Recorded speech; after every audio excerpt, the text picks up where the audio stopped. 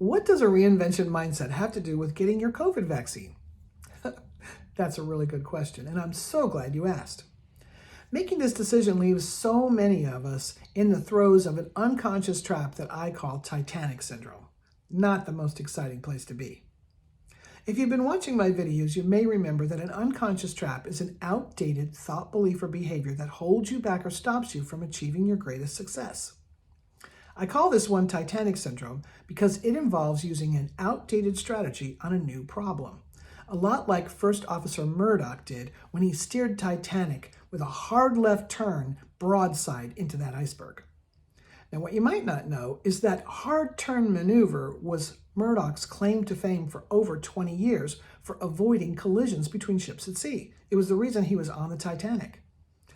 The new problem was the iceberg, which he had never faced before.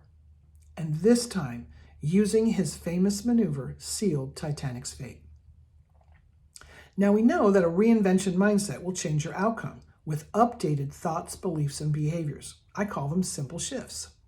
If Murdoch had simply allowed Titanic to continue forward directly into that iceberg, that simple shift would have saved her.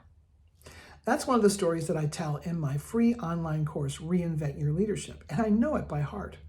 So when I found myself caught in the throes of Titanic syndrome, I recognized that unconscious trap. Just like Murdoch, my successful vaccine strategy for the past 2 decades has been to simply steer clear of them. Meanwhile, I also teach that COVID is our version of that iceberg. That's what tipped me off to my need for a simple shift and headed me straight to make my vaccine appointment. I had my first shot today, and I continue to appreciate how a reinvention mindset opens doors to new possibilities in our COVID world. Hi, I'm Maya Beatty, Chief Reinvention Officer at Maya Beatty & Associates.